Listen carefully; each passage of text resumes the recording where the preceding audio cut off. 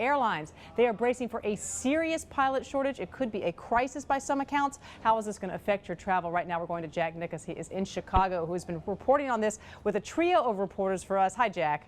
Hey, how are you, Wendy? I'm good. The airlines are not good, and things may not be so good for travel in the coming years. When I say that some people have described this as an impending crisis in the industry, I'm not exaggerating. Give us kind of the scope and the magnitude of the situation. Right, so what we're looking at, there's a confluence of events that are affecting the U.S. airline industry and essentially its pilot ranks. There are new training requirements federally mandated to kick in late next year that are going to basically increase the minimum requirements for new pilots by 6 times. And then also we have a wave of thousands of pilots are about to retire because of federal requirements of when they have to retire, and that's going to kick in. That's going to happen over the next year or two as well. So what we're going to see is essentially these airlines are going to be short thousands of pilots, and really people haven't figured out how they're going to fill the gap yet. Is there also a problem with not enough people wanting to simply be pilots anymore, Jack?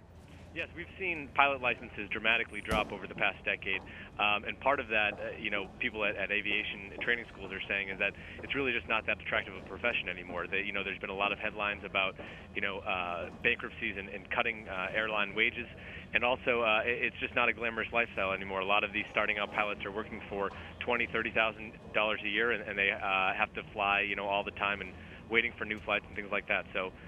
Definitely, there's decreased demand to get into this industry as well. I hear that it's such a departure from the days of like Pan Am, when being a pilot, was simply just such a glamorous profession. Now, you hear this as a traveler, and you think, so what's going to happen to the number of flights I'm going to have available to me? And how safe is it going to be in these planes with some of these pilots? Can they not just, the airlines just not use wage raises as a way to sort of draw more pilots in? Well, on the wage ranges, these airlines are still operating a very thin margin, so they have very little availability of, increasing costs at all, especially for the regional airlines, which actually are going to be the ones most affected here. The major airlines of the Uniteds, Americans, and Deltas, they're going to be able to continue to poach from the ranks of the regional airlines to fill their own ranks of pilots. But these smaller regional airlines, the names of which, many travelers don't know, but often do fly on them, they actually are going to be really hit by this and probably have the biggest impact. And the head of the Regional Airline Association president said many mid to small cities may are in jeopardy of losing all of their air service because of this.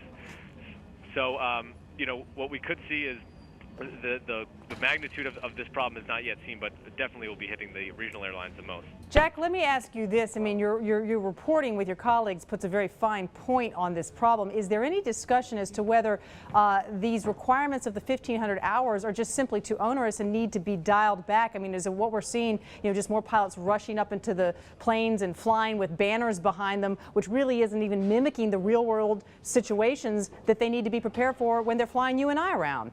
Right. A lot of critics definitely say, a lot of that the requirement just requires just a sheer number of hours rather than, more, detailed training, which really prepares a pilot for the complex realities of flying a major airline.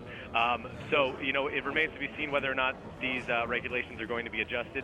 We've already seen a proposed rule from the FAA to give some waivers to folks who have gone through aviation school and also through the military, and we'll see if that's going to soften the blow. All right, Jack Nicas, very important reporting by you. More in the Wall Street Journal newspaper today as well as online. Appreciate you being with us. I'm sure we'll be talking about this for many weeks in the next year to come.